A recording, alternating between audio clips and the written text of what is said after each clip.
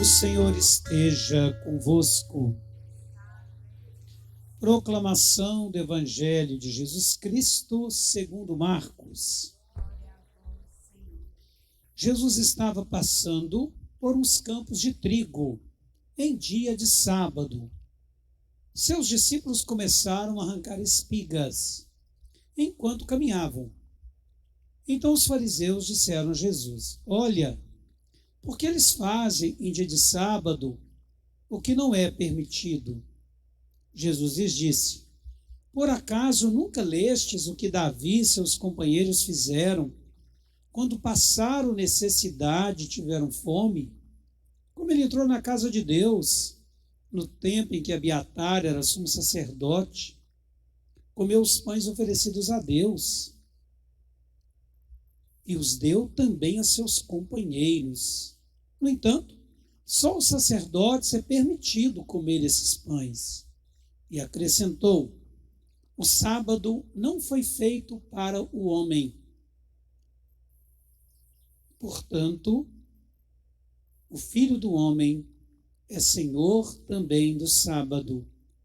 E o homem não foi feito para o sábado. Palavra da salvação. Aleluia, aleluia, aleluia, aleluia, aleluia, aleluia, aleluia, aleluia.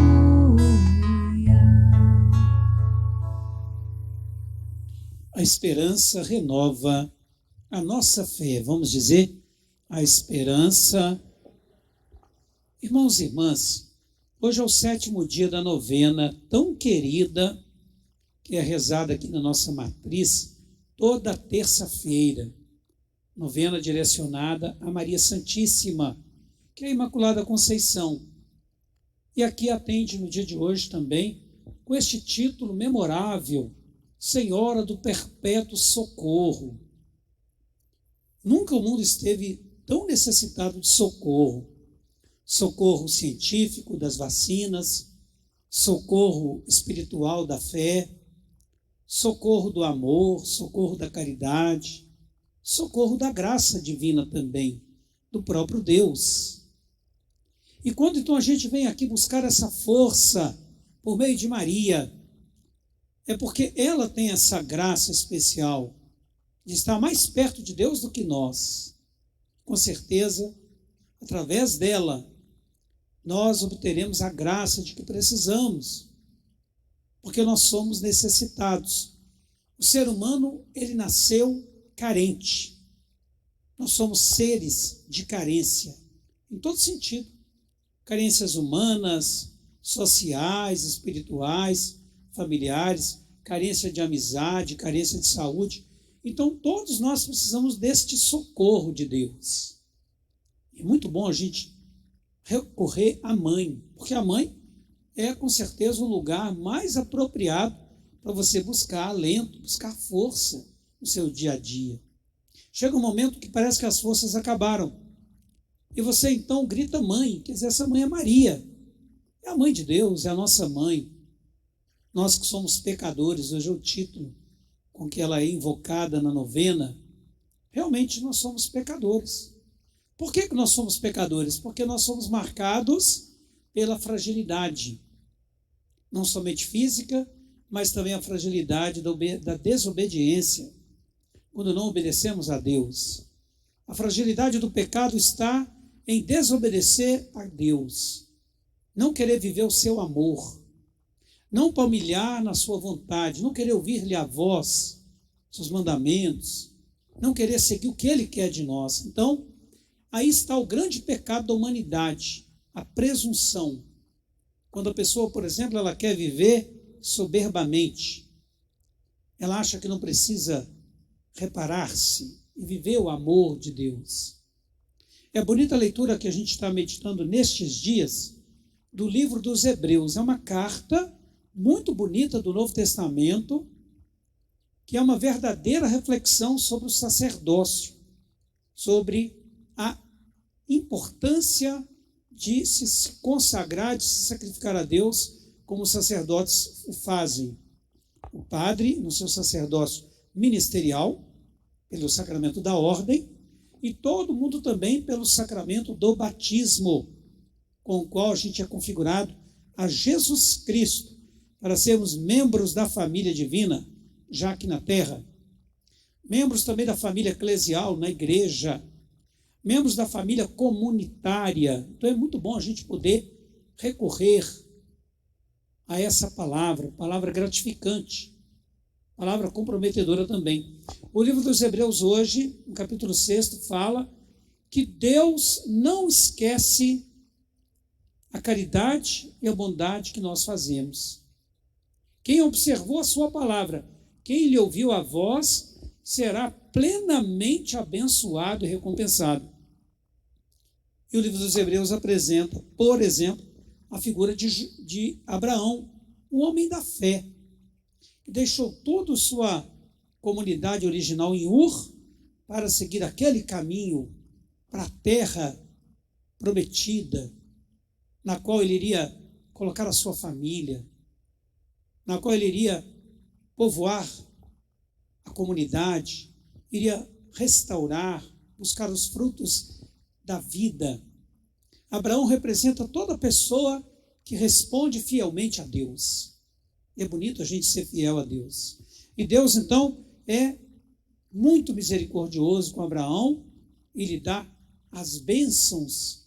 E será Abraão conhecido como homem da fé, aquele que respondeu pela fidelidade, pela obediência a Deus. O Evangelho apresenta Jesus Cristo mais uma vez na sua pregação pública e nas suas ações libertadoras também. Nós, no domingo passado, iniciamos o tempo comum com o batizado de Jesus. Então, Jesus vai pelos cantos das cidades, os povoados, pregando, evangelizando. A sua preocupação era justamente levar a todo mundo o reino de Deus. Uma sociedade exclusivista que excluía pagãos, excluía os estrangeiros, excluía as pessoas. Numa sociedade muitas vezes racista, que era daquele tempo. E será que também muitas vezes não se encontra esse estereótipo também nos tempos presentes? Mas Jesus encara aquela realidade de fechamento, realidade em que muitos também pegavam a Bíblia ao pé da letra e a interpretavam. Os fariseus eram exímios conhecedores da Sagrada Escritura, mas tinham, infelizmente, uma errônea forma de interpretação da palavra, porque eles interpretavam literalmente, isto é, ao pé da letra. É como se fosse assim: existe essa regra, existe esse mandamento, existe essa norma, essa proibição, tem que ser assim. Eles não conseguem refletir o porquê daquela norma, o porquê daquela questão. Simplesmente cumprir tal qual aquela lei é apresentada. Não consegue ver a intimidade da lei, a interioridade que é a lei, porque no fundo, toda lei ela visa o bem maior, mas você tem que saber também fazer a interpretação exata, mais próxima dessa lei, na sua interioridade, na sua intimidade. Os fariseus tinham dificuldade, porque eles aplicavam muitas vezes uma decisão, uma resposta muito rígida, muito de aparências, o que Jesus fez com que os chamassem várias vezes de hipócritas e mentirosos, porque preocupavam-se com as aparências e não com a essência das leis. No texto de hoje, por exemplo, eles ficaram muito importados, quer dizer, muito ali preocupados e quase que raivosos, né? Se é que não ficaram também, porque os discípulos de Jesus, no momento de fome, passavam por uma plantação de espigas e pegaram espigas para comer. E eles ficaram achando que os discípulos estavam contrariando a lei, porque segundo eles o verbo, né, tomar a espiga, comer, quer dizer, são ações, estaria contra a lei do sábado, a lei que deveria todo mundo descansar, a lei da libertação, tem o seu sentido interessante, porque não se pode só trabalhar. Inclusive agora as empresas estão querendo aí, os trabalhadores trabalhem 14 horas, 12 horas. Não tem como. Como é que um trabalhador vai trabalhar 12 horas numa empresa, ele já gasta 1 hora, 2 horas para chegar lá, mais 1, 2 horas para voltar para casa, tem depois estabilidade emocional, um tantão de problema que ele vai ter que enfrentar. Eu conheço vários trabalhadores que passam dificuldade, porque ficam horas e horas em turnos diferentes, custam para recobrar a saúde original. E aí, voltando à questão do texto bíblico, né, os fariseus tinham essa preocupação apenas da aparência. Não olhavam a essência da lei.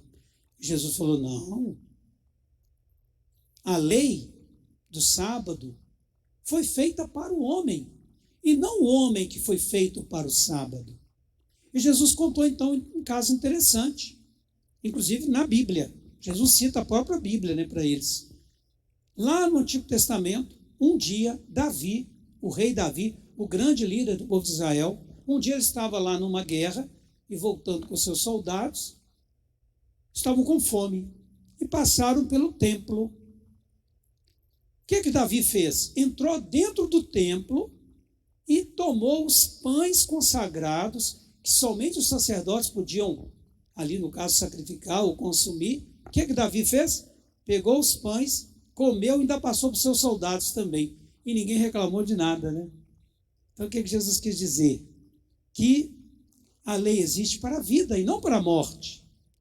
E para sentenciar, né, para terminar, Jesus fala assim, aqui está alguém que é maior do que o sábado, o Filho do Homem, Jesus Cristo. Ele é maior do que qualquer lei. Porque para ele, a lei que vale é a lei do amor, é a lei da vida, a lei que promove vida. Por isso, neste momento da pandemia, todo mundo tem que trabalhar junto, né? Tem a sua responsabilidade pessoal, social, econômica, política, religiosa. Cada um tem a sua gradualidade de responsabilidade para que todos, por exemplo, tenham a vacina, as condições sanitárias, as restrições próprias. Isto é, aquilo que é importante para a vida. Porque o próprio Cristo diz, no capítulo 10 de João, eu vim para que todos tenham vida e a tenham em plenitude.